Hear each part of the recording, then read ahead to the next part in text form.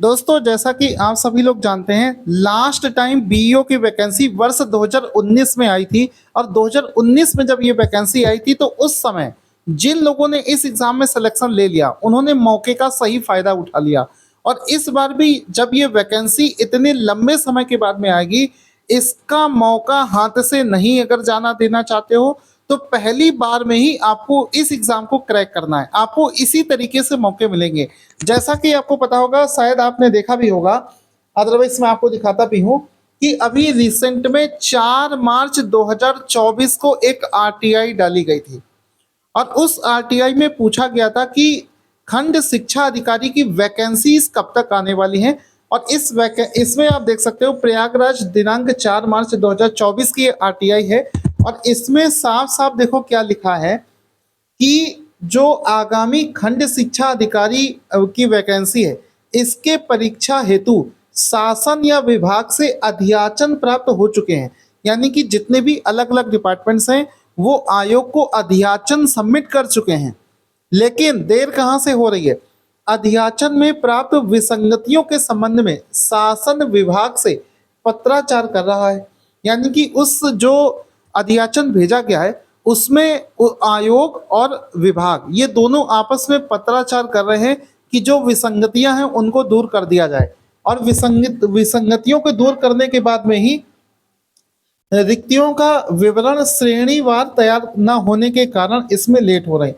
यानी कि category wise कि कौन सी कैटेगरी में कितनी ब्लॉक एजुकेशन ऑफिसर की वैकेंसीज निकाली जाएगी, इसकी कैटेगरी वाइज जैसे ही इसको तैयार कर दिया जाएगा, इसका नोटिफिकेशन 2014 के लास्ट में आने के पूरे चांसेस हैं।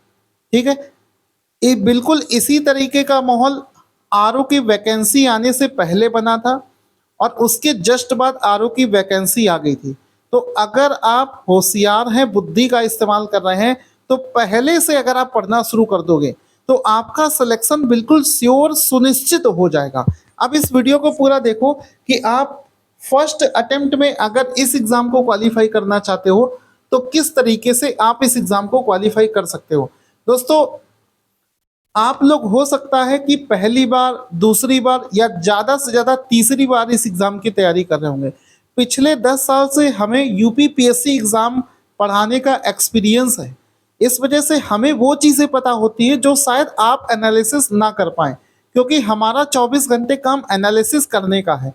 तो यहाँ पर देख सकते हो बीईओ क्वेश्चन पेपर 2020 में जब ये एग्ज़ाम हुआ था उस समय का एग्ज़ाम पैटर्न और 2024 में जिस तरीके का आयोग पेपर बना रहा है, दोनों में जमीन आसमान का अंतर है।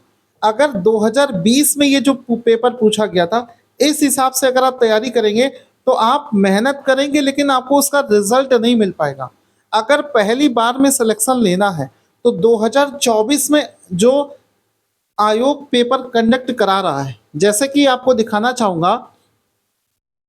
दिखाना चाहूँगा ये वाला पेपर देखो। ये है आरओ एआरओ 2024 वाला पेपर। आयोग का लेटेस्ट पैटर्न यही है। इसी पैटर्न पे ही आपको तैयारी करनी है और हम आपकी पूरी ऐसी तैयारी करवा देंगे कि अलग से आपको ना तो कोई किताब पढ़नी पड़ेगी, ना तो कोई अलग से आपको चैनल फॉलो करना पड़ेगा। जितना कंटेंट हम दे देंगे सिर्फ उतना ही आपको पढ़ना है। इसका सबसे साक्षात और बड़ा प्रूफ क्या है कि इस बार के आरओ के एग्जाम में हमने 140 में से 97 क्वेश्चन फंसा दिए हैं।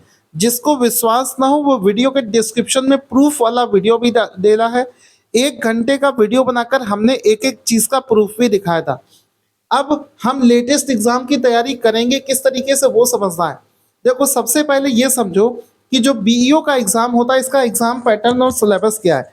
ये जो एग्जाम है बीईओ का, ये 2 स्टेजेस में होता है। सबसे पहले आपको प्रीलिम्स देना पड़ेगा, उसके बाद में मेंस देना पड़ेगा। इसमें इंटरव्यू नहीं होता है। ठीक है, तो प्री का एग्जाम दिया, मेंस का एग्जाम दिया, इसमें आपको इंटरव्यू नहीं देना है। अब इसमें एक चीज समझना है, जब आप प्रीलिम्स का एग्जाम दे रहे होगे तो प्रीलिम्स में आपको केवल जीएस का पेपर देना होता है। जैसा कि आपको दिख रहा होगा ये जीएस का पेपर है बीईओ प्रीलिम्स का। ठीक है, इसमें टोटल 120 क्वेश्चंस आते हैं, 300 नंबर का पेपर होता है और समय 2 घंटे का मिलेगा। और साथ ही साथ में इसमें अब ये जो प्रीलिम्स का एग्जाम है, जो लोग इस एग्जाम को क्रैक करेंगे उनको ही मेंस देने का मौका मिलेगा। और प्रीलिम्स में 300 नंबर का ये जो पेपर होता है, इस 300 में से कितने मार्क्स आप लेकर आ जाओ कि आपका कट ऑफ निकल जाए। अगर हम पिछले बार की बात करें तो 300 में से लगभग 180 नंबर इसकी कट ऑफ गई थी। हालांकि ऑफिशियल कट ऑफ रिलीज नहीं किया जाता है, लेकिन फिर भी जो हमारे स्टूडेंट सेलेक्ट हो जाते हैं उनके बेसिस पर मैं आपको बता रहा हूँ 180 नंबर अगर आपके आ जाएं तो आपका प्रीलिम्स क्वालिफाई। ठीक है, बाकी इसमें 1/3 नेगेटिव मार्किंग भी होती है और एक क्वेश्चन 2.5 मार्क्स का होता है। तो 120 क्वेश्चन में 2.5 का मल्टीप्लाई करोगे तो 300 मार्क्स हो जाते हैं। अब इसमें क्या होता है कि ये ऑफिशियल सिलेबस है 2024 के हिसाब से, और इस पूरे सिलेबस की तैयारी के लिए आपको अलग से कहीं नहीं भटकना है, कहीं आपको जाना नहीं है। पूरी की पूरी हम ऐसी सटीक तैयारी कराएंगे कि आप इस एग्ज़ाम को पहली बार में ही क्वालिफाई कर जाएंगे। क्योंकि काफ़ी ऐसी चीज़ें हैं जो आप लोग नहीं जानते हो। जैसे अगर आपको दिखाऊं कि ऑफिशियल सिलेबस में आप देखोगे तो ये हिस्ट्री का सिलेबस है, ज्योग्राफी है, साइंस है, एग्रीकल्चर है, पॉलिटी है। अगर आप इसको देखोगे तो स्टैंडर्ड किताब की अगर बात करें तो एक सब्जेक्ट, मान लो हिस्ट्री की बात करते हैं, तो केवल हिस्ट्री को समझने के लिए आपको ये 6 अलग अलग किताबें पढ़नी पड़ेंगी, जो कि संभव नहीं है। क्योंकि कुछ टॉपिक किसी बुक में अच्छे दे रखे हैं, कुछ टॉपिक किसी दूसरी बुक में अच्छे दे रखे हैं, तो अलग अलग कई सोर्स हो जाने की वजह से ये एग्जाम की तैयारी टफ हो जाती है। जैसे क्लास 6 से 12 की एनसीईआरटी पढ़ना जरूरी बताया गया है। हिस्ट्री की एक बुक आती है स्पेक्ट्रम मॉडर्न हिस्ट्री के लिए, वो पढ़नी पड़ती है। एक आती है बिपिन चंद्रा, उसको भी रेफर किया जाता है। इंडियन आर्ट एंड कल्चर के जो क्वेश्चंस आजकल पूछे जा रहे हैं वो सब नितिन सिंघानिया में कवर हो जाते हैं। आर एस शर्मा से एंशियंट पढ़ते हैं और मेडविल सतीश चंद्रा वाली बुक से पढ़ते हैं। तो ओवरऑल देखोगे तो 6 अलग अलग किताबें पढ़नी पड़ेंगी। क्या ये 6 अलग अलग किताबें पढ़ना संभव है?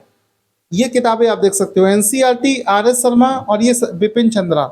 तो अलग अलग 6 किताबों को पढ़ना इतना आसान नहीं है। अगर आप इन किताबों को पढ़ने में लग जाओगे तो इनसे क्वेश्चन किस टाइप से पूछा जाता है वहां तक नहीं पहुंच पाओगे।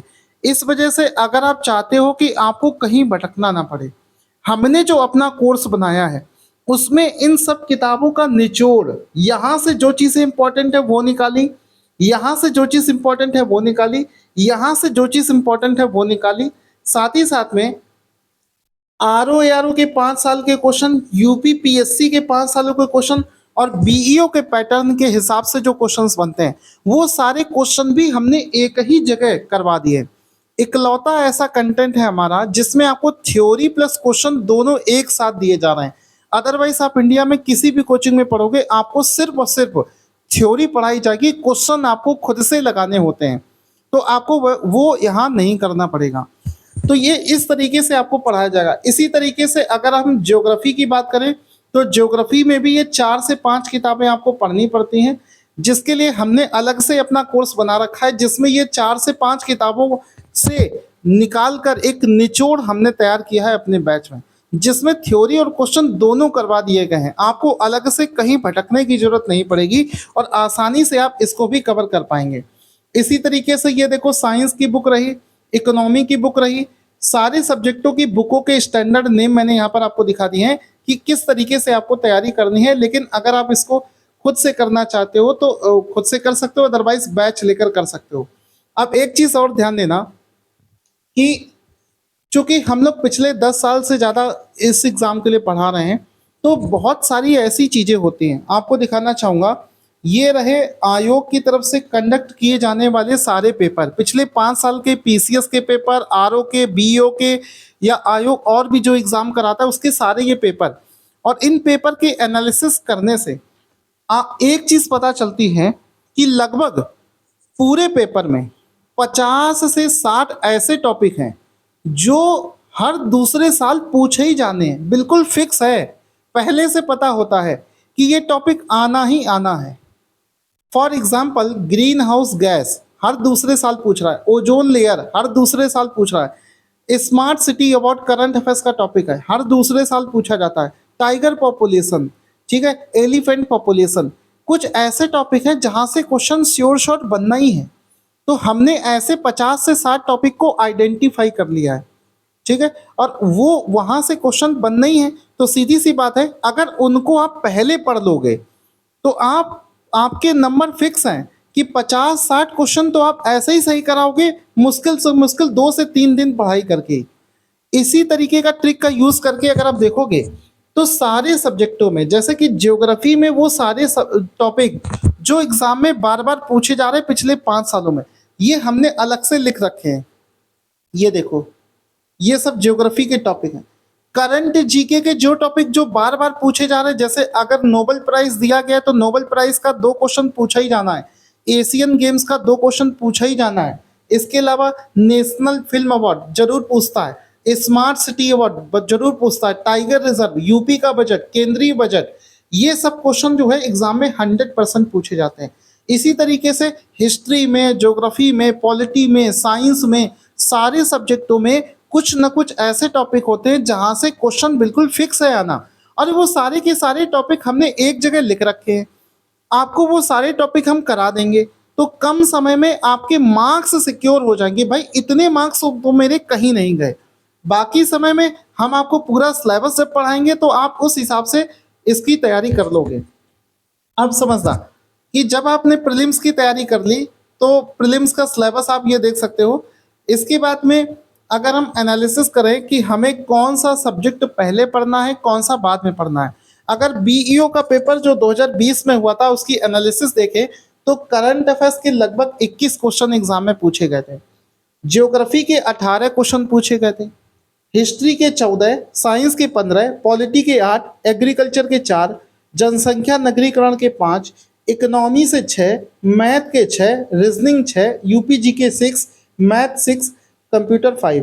तो ओवरऑल अगर आप देखोगे तो जो सब्जेक्ट सबसे ज्यादा पूछा जा रहा है यानी कि ज्योग्राफी, उसको पहले पढ़ना है। ये चीज आपको कोई बताएगा नहीं। आप अगर शुरुआत करोगे तो हो सकता है आप हिस्ट्री पढ़ने लग जाओ, नहीं, जो चीज एग्जाम में ज्यादा पूछी जाती है उसको पहले पढ़ो, क्योंकि आपकी एनर्जी शुरुआत में ज्यादा होती है और इसको ज्यादा अच्छे से पढ़ना है। इसी तरीके से शुरुआत के 5 subject current affairs, geography, history, science और पॉलिटी, ठीक है, ये 5 चीजें अगर आपने अच्छे से कर ली सबसे पहले और बाकी सब चीजें बाद में पढ़ना है, तो ये 5 चीजें भी अगर आप अच्छे से पढ़ लोगे तो भी आपका सिलेक्शन के चांसेस दूसरों की तुलना में ज्यादा रहेगा, क्योंकि इस समय कंपटीशन बढ़ता जा रहा है।